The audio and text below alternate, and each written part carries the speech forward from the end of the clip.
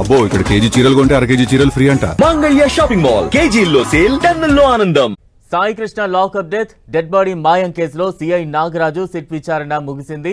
7 రోజుల పాటు నాగరాజును విచారించిన సిట్ అధికారులు మార్కాపురం నుంచి విజయవాడ తీసుకొచ్చిన తర్వాత జరిగిన పరిణామాలపై ప్రశ్నించారు. సాయి కృష్ణను ఎక్కడెక్కడ తిప్పారు, ఎందుకు టార్చర్ చేశారు, సాయి కృష్ణ ఎపిసోడ్లో ఎవరెవరి పాత్ర ఉంది, ఇటువంటి అనేక కోణాల్లో ప్రశ్నించారు. స్టేషన్ సిబ్బంది ప్రమేయంపై విచారణ జరిపిన సిట్ అధికారులు సీసీ ఫుటేజ్ డిలీట్ పై విచారణ జరిపారు. సిట్ విచారణకు నాగరాజు పూర్తి స్థాయిలో సహకరించలేదని తెలిపారు.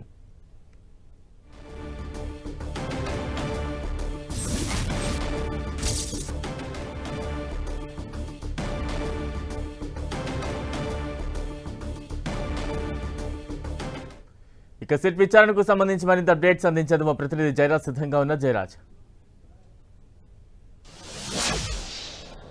బలరాం, సాయి కృష్ణ లాకప్ డెత్ కేసులో ప్రధాన నిందితుడిగా ఉన్నటువంటి మాజీ సిఐ నాగరాజు మరికొద్దిసేపట్లో విజయవాడ కోర్టుకి తీసుకురాబోతున్నారు. ఆయన 7 రోజుల పాటు సిట్ విచారించింది.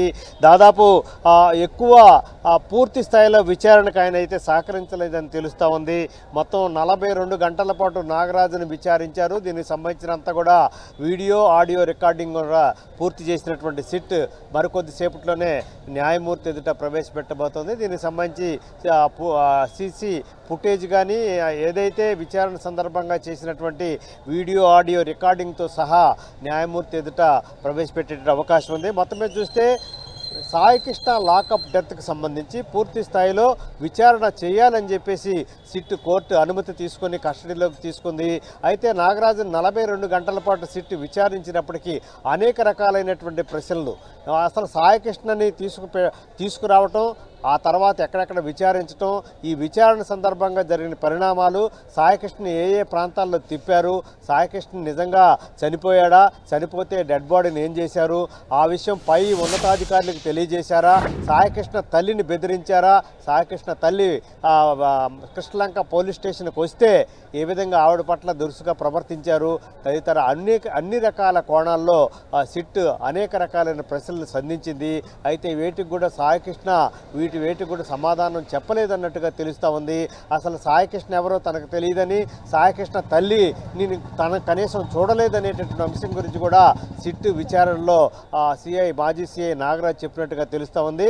అయితే సాయికృష్ణని తీసుకొచ్చిన తర్వాత మొత్తం టాస్క్ ఫోర్స్ బృందం తీసుకొచ్చి స్టేషన్లో అప్పగించిన నేపథ్యంలో అతనికి అప్పగిస్తున్నట్టుగా మొత్తం ఒక అక్నాలజ్మెంట్ కూడా తీసుకున్న అంశానికి సంబంధించి కూడా ప్రశ్నిస్తే నాగరాజు దానికి సంబంధించి ఏ విధమైనటువంటి సమాధానం చెప్పలేనట్టు తెలుస్తూ ఉంది.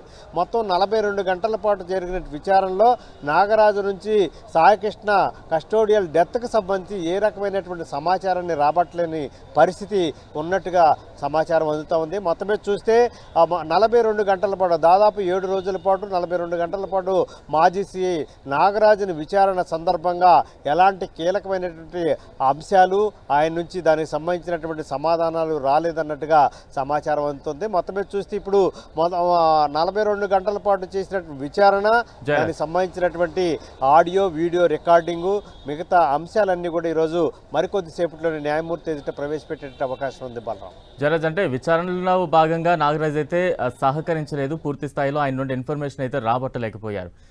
ఈ విచారణ చాలా కీలకం. ఈ నేపథ్యంలో సిట్టు బృందం ముందున్న ఇతర ఆప్షన్స్ ఏంటి మరి?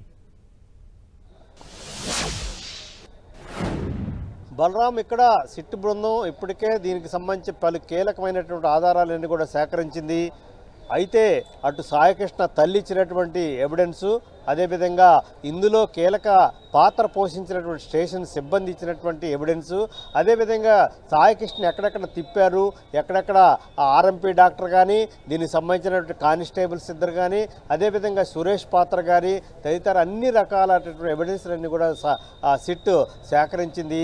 ఆ దిశగానే సేకరించినటువంటి ఎవిడెన్సులు, సాక్ష్యాలు, ఆధారాల నేపథ్యంలోనే అనేక రకాలైన ప్రశ్నలు సంధించినప్పుడు కూడా అసలు తనెవరో, సాయికృష్ణ ఎవరో తనకు తెలియదని, సాయికృష్ణ తల్లి ఎవరు తను చూడలేదని, అదేవిధంగా అసలు ఈ లాకప్ డెత్ అనే అంశానికి సంబంధించి తనకు ఎలాంటి ప్రమేయం లేదనేటటువంటి అంశాన్ని మాత్రమే సిట్ పోలీసులకి మాజీ సిఐ చెప్పినట్టుగా తెలుస్తూ ఉంది. దీనికి సంబంధించి అదనంగా ఎలాంటి సమాచారం కూడా, ఏ విధమైనటువంటి అంశాలు కూడా సిట్ పోలీసులకు ఇచ్చినట్టుగా తెలియట్లేదు.